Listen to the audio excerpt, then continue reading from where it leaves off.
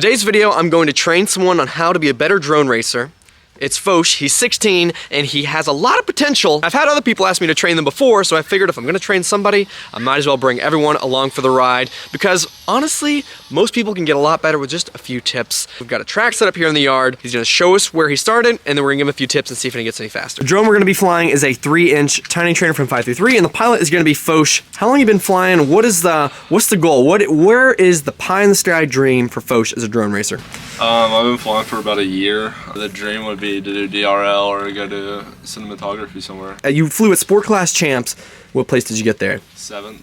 Okay. 7th. I feel like I could have done a lot better. Qualified 4th finish. Okay, so he's a top tier sport class pilot, and he wants to be a top tier pro class pilot. He's gonna set what he thinks is a starting 3-lap time. We're gonna get some DVR, and then we're gonna go analyze the DVR, talk about what we think we can improve, and come out and try and apply that into the flying. Like a phoenix, you burst in a fire burn. A thirst and desire, you transform right up in a flash. You spread your wings to rise from the ashes. Phoenix, you burst in a fire burn. A thirst and desire, you transform right up in a flash. You spread your wings to rise from the ashes.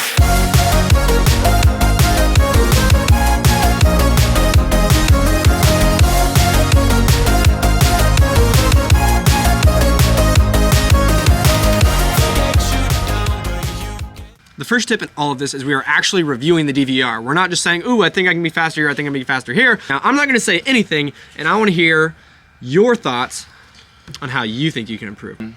I would definitely say like pushing more in that straight. Like right there, I could definitely go, like I'm just not going full throttle. I'm just kind of going forward. But pre-turning a lot more. I'm just definitely not pushing full throttle. Like I know I'm not going full throttle. Okay, how about your actual lines? Taking stuff a little bit wider so it's more smooth. Okay. So instead what I want to focus on is more of the actual lines.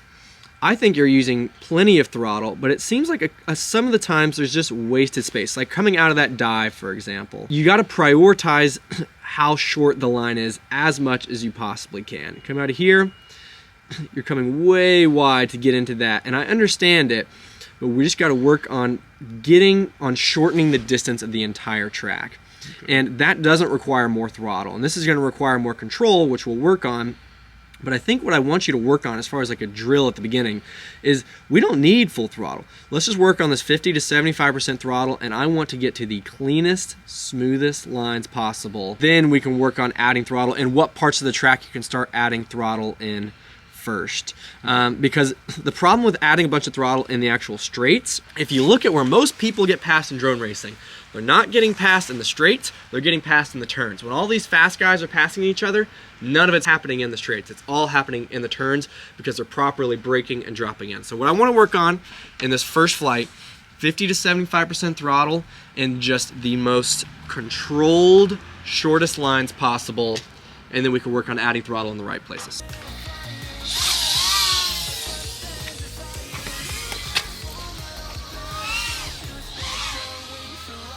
There you go.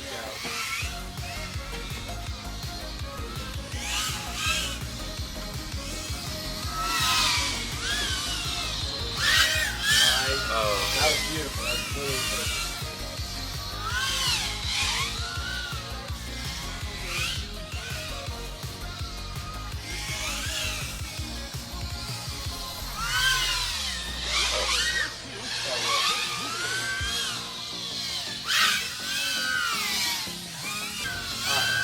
Bring it back. That's already 10 times better. Okay. The best way I know to explain this is to go watch any of the fast 5-inch guys like MCK. If you take one of his videos and slow it down to like 0.25 or 0.5 speed, what you're gonna see is he is flying super tight to everything. The lines are meticulous and perfect and amazing. And if you think about it, do you think he added throttle to get to those lines, or do you think he learned the lines and then started to add throttle? And I can tell you from personal experience, he learned the lines first and then started to figure out how to add throttle to them. So, first things first, already 100 times better. Obviously, you could say much slower, but all we care about in this one is the actual flight path. Yeah. Did you feel like this was hard? Was it hard to fly like this? To fly like really good, like precise lines, or was it relatively easy? Like, do you think you could do a lot of laps like this? Yeah, I feel like I could do a lot more laps like this. The only part where I struggled is slowing down more. I, for some reason, kept forgetting the track. Okay, but well, that's fine. Yeah, but I felt like I could have done a lot more laps like this than I could have at your normal speed before. Yeah. So that to me means that it's not hard for you to fly the lines. Like you absolutely have the skill to fly the lines, because now you're focused on, instead of going as fast as possible, it's like, okay, let's just fly good line. The way you need to look at this is you now have the directions, you now have the train tracks, and all you're gonna do is add a little bit more gas. But the priority is sticking to the train tracks. You know the line. As soon as your flying starts to take you away from the line, slow back down. Because you are so consistent in this, you're so controlled in this, and what we're gonna do is try and improve your pace to actually be able to fly these lines just at a faster speed. And this will make you more consistent, it'll make you way faster over time, but it's just gonna take some time. And again, a lot of people just try and get better with more power, and they lose the lines, and then now they're like, I can hold full throttle, I'm the world's fastest, but now they're blowing out every turn. What you're gonna do it the right way. Get the lines first and slowly add the throttle, and this can make you consistent and also know how to actually find good lines. Okay. That was 50 to 75. I want you to go 65 to like 95. So I don't want you to touch full throttle ever. Don't touch full throttle. But you can get really close to it. Okay. But I want you to be just carrying a constant 60% throttle, 60 to 90. Just carry momentum and just carry more throttle, but stick to that same train track. Okay. Same lines, just carry a little bit more throttle, but the lines are textbook.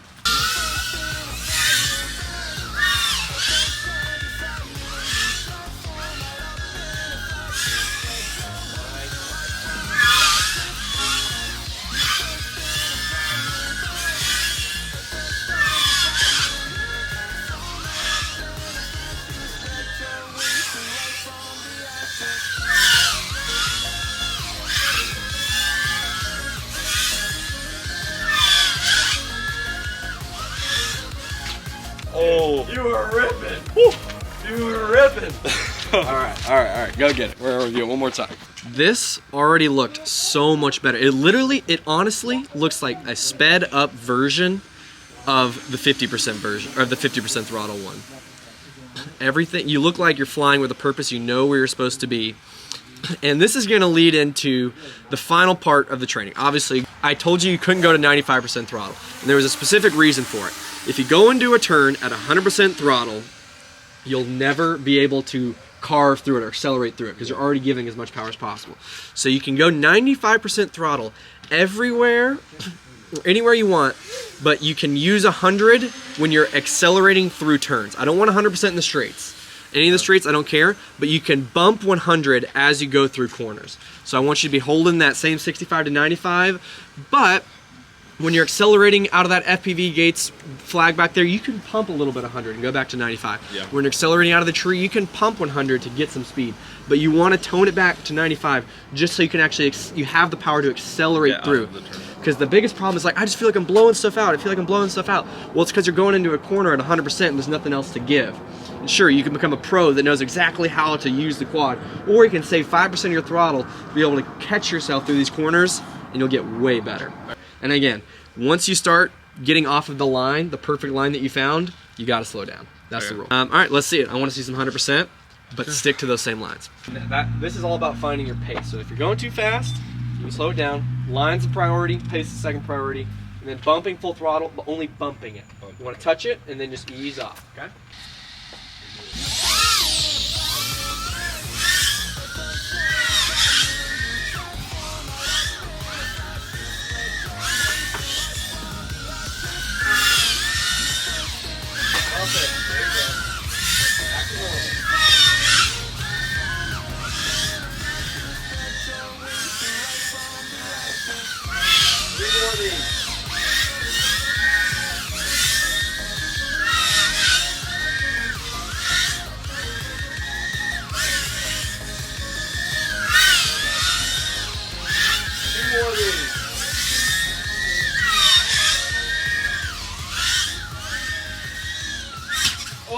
Oh, that was really good. That was so good.